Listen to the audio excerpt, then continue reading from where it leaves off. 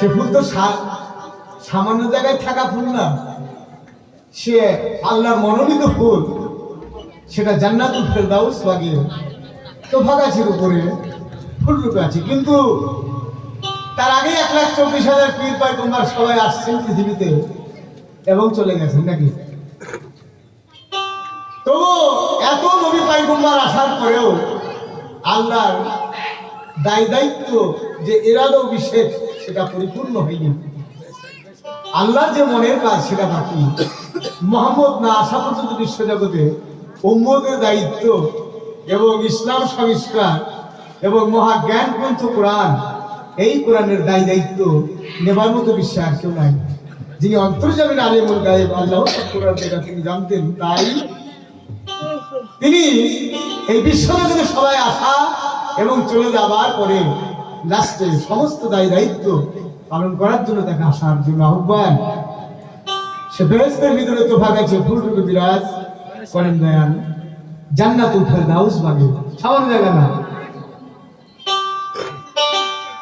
এখন এই যে 1,24,000 পীর পয়গম্বর এরা ফুল তুলতে তুলতেই ভাবের মাঝে নাকি আমরা ফুলে ফলই জগৎ দেখছি।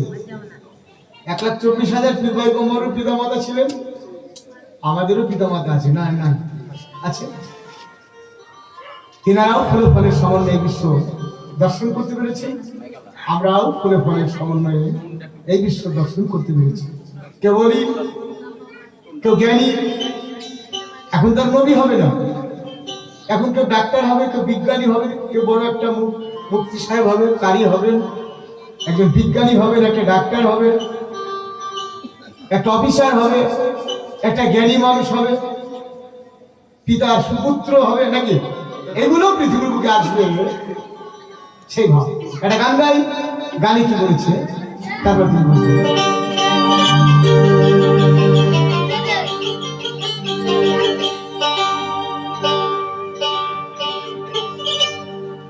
পড়েছে ফুলেতে অটল বিহার, পড়েছে ফুলেতে অটল বিহার, ও শুনতে লাগে ভীষণ ভয় রে, সেই ফুলেরই ওরে মর্ম জানতে আয় রে,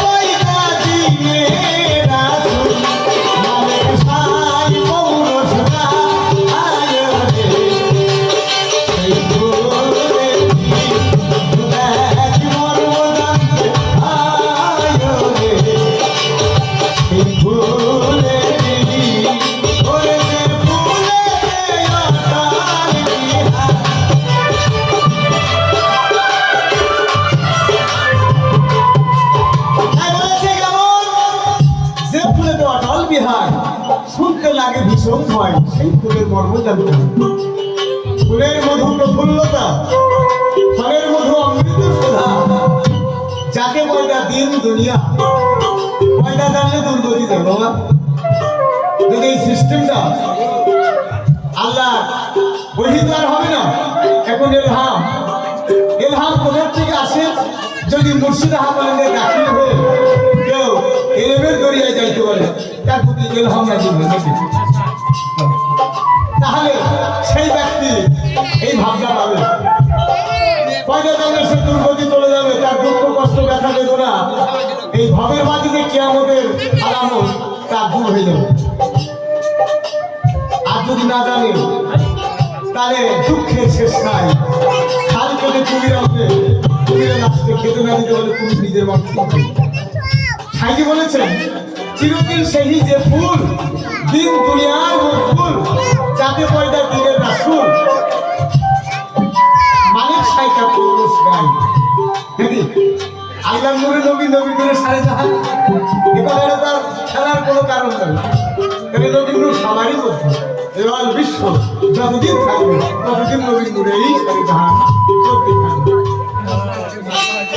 তাই সাইজি বলো, চিরদিন সেই যে ফুল, দিন দুনিয়ার ফুল, যাতে পয়দা দিনের রাসূল, মালিক সাইকা পুরুষ গাই, তিনি নিজেই তার পুরুষ গাইতে বাধ্য যে তিনি ধ্যান করেছেন বাইরে আসলে। আর বিশ্ব মঙ্গল কামনার জন্য তিনি ব্যস্ত, উম্মতের জন্য। এই নিয়ে তিনি জগতের মাঝে আসছেন, আল্লাহর অভিষেক তাই পূর্ণ করতে হবে সেভাবে।